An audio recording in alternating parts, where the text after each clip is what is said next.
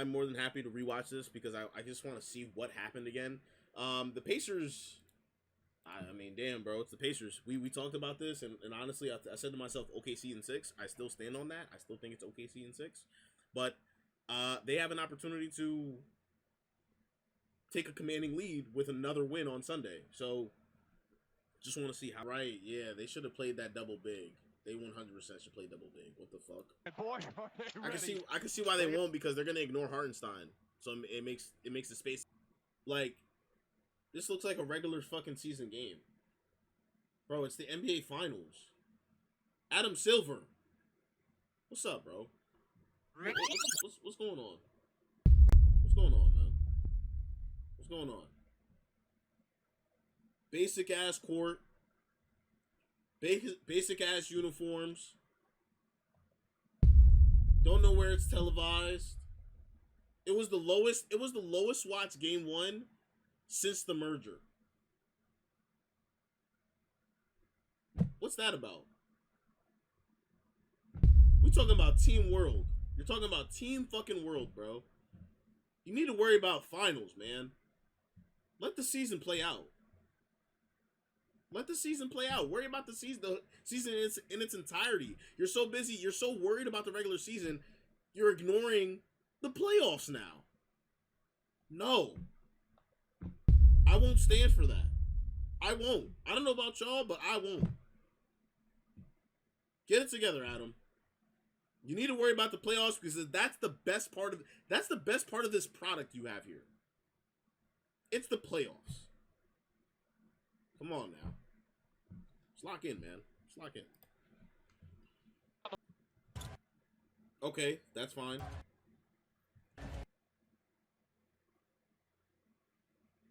So is it 1-2 now? Okay. Okay. Okay. Okay. I don't know. Still getting minutes. I know he played in the regular season. But like, he shouldn't. Why is he getting minutes now? Right? And I'm not saying that to bash him. Like, I'm sure he should get opportunity, but the Thunder decided to change up their game plan before they even played the Pacers yet. Play them first, then see what happens. But that's my thing. I mean, they were up the whole game. So I don't know. But look at this. I mean, this is, yeah. I'm saying at this point, I said, wow. Like, despite 19 turnovers in the first half to the OKC's, I think they had like 4 or 6. And it's like, damn, they're only down by, I think they were down by 15 at that point, or like 13. And here they are, keeping it within 10. It's still third quarter. And I'm like, I don't like that. OKC got to pull this thing away, and they did. The 6 point. It's a pass. Gets it a go. Best bench players in the NBA. Why are we ignoring Siakam? Why is Alex Caruso ignoring Siakam? Man? You should probably play him. What's up, Ma? You should probably play him. Quarter up 9. I actually thought it was more, so I didn't really watch to its entirety, so that's why I had to play these highlights.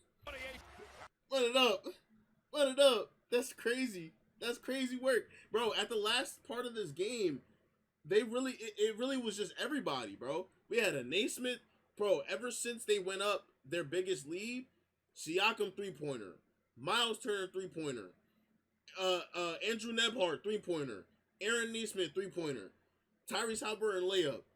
Like, come on, bro. Obi Toppin 3. Like, it's just everybody's finding a way to hit a shot to keep this to keep the ball rolling. Like they don't stop playing, man. Like let's just watch. Let's look at the situation here. Run the screen. You Nabhard pretty much defeats the screen. That shit did not do a lot.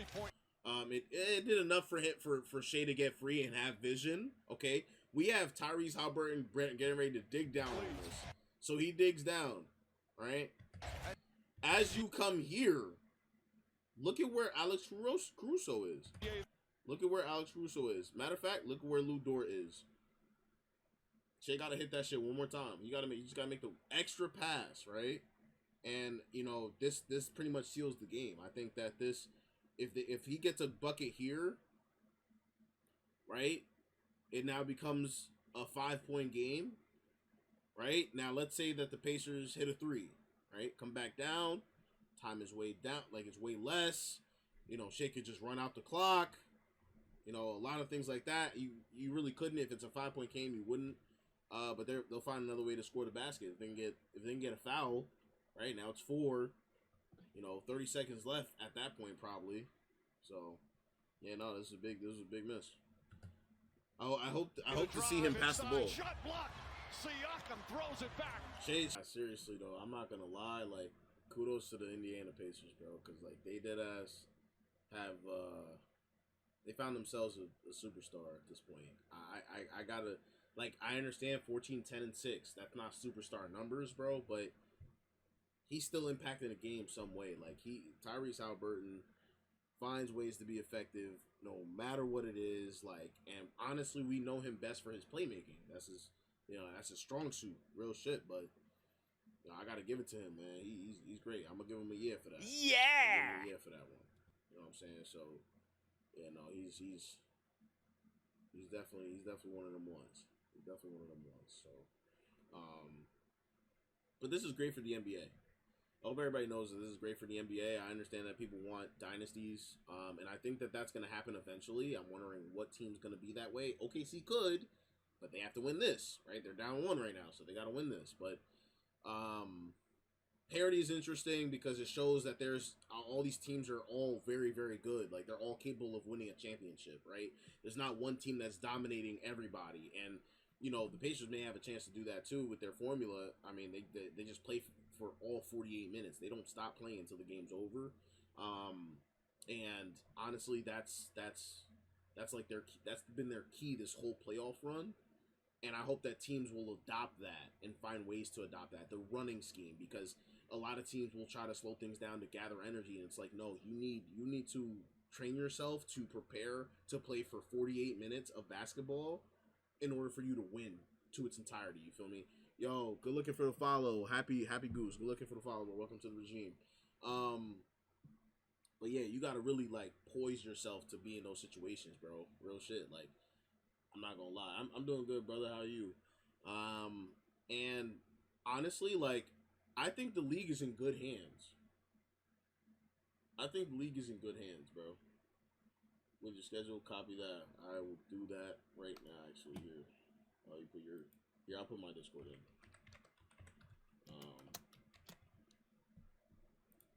Copy here. Here's my Discord.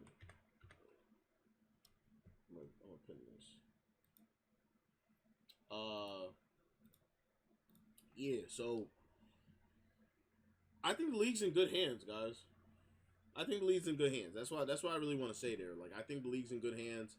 I know that we're getting away from LeBron and Steph and KD and these guys, and they're all, you know, I grew up with them pretty much practically too, at least in the 2010s is when I really got into basketball. In like mid 2010s is when I really got into basketball. But ever since then, I've watched them play. I've been in all of their play. I've been happy to watch them win games. I've been happy to watch them hoist trophies.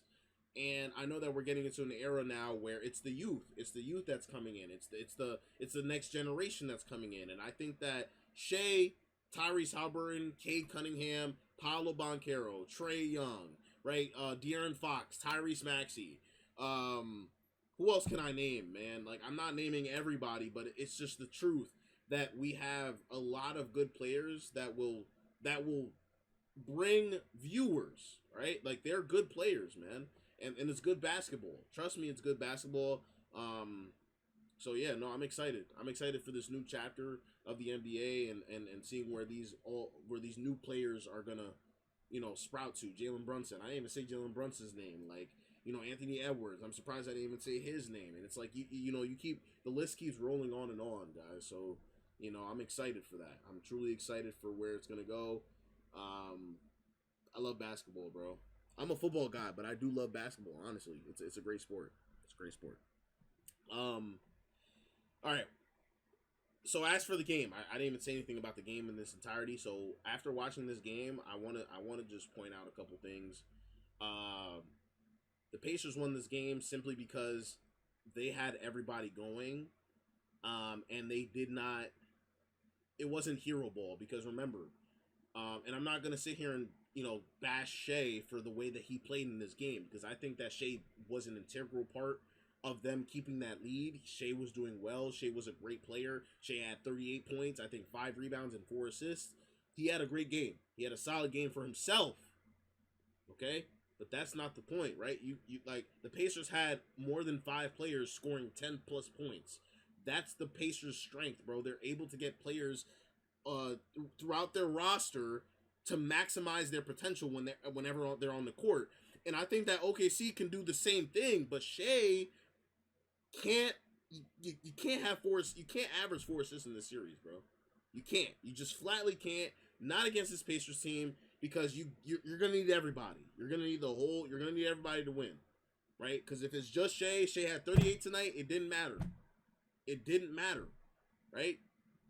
The reason why it didn't matter is because everybody else was cold but Shea and Lou Dort, because Lou Dort was hitting like threes out the ass in the first half. Outside of that, Jalen Williams didn't really have the best game. He had a solid game. Chet Holmgren, nowhere to be found. He had 6 points and 6 rebounds.